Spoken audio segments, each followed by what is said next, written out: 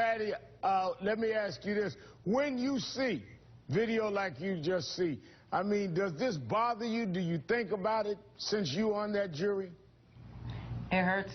It hurts me a lot. It bothers me because you go right back to the stories where the people, the comments that people say, you could have changed, you could have done, you could have. And it's going back to making me think more and try to figure out what could I've done. But to be honest with you, the more we think about what I could have done, we're wasting more time. Right. I want to know what we should do now. I mean, what could I do to help to change the law? What could I do to change the situation so it doesn't happen to another child? I have a 20-year-old. I have an 18-year-old.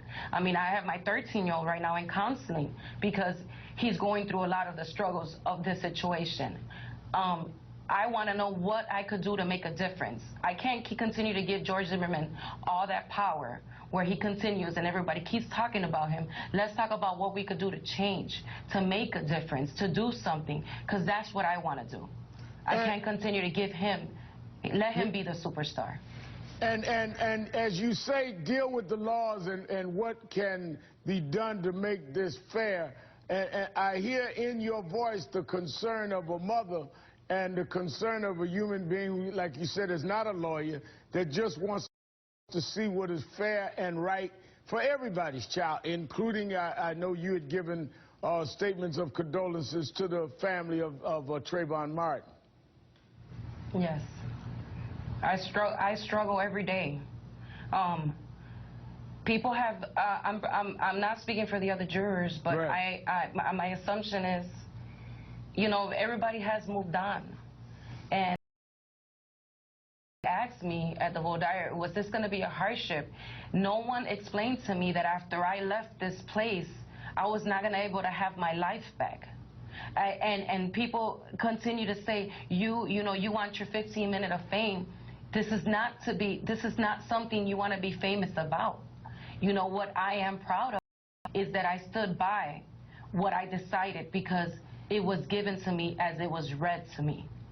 If it was the juror's fault, or if it was the judge's fault, or whoever's fault it was the way the law was written to me, or read to me. So as I continue to keep saying that, I've always said, George Zimmerman is a murderer. He killed Trayvon Martin, but only one person knows, and the only person that's going to deal with it is God. I'm a Christian person. I love God, and I believe spiritually, physically, and mentally that this will be taken care of. He's putting himself through more stress. He's putting himself through more shows. And as you see, his anger, which Shelley was expressing that he had anger problems, is showing right now. And all we could do is let him fall down. Can't do anything on anybody else, you know, or be in a situation like this ever again.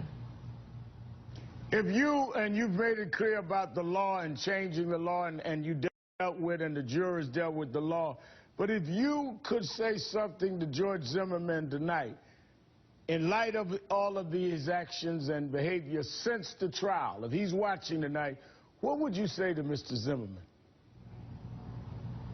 I really would like to ask George Zimmerman if he's happy.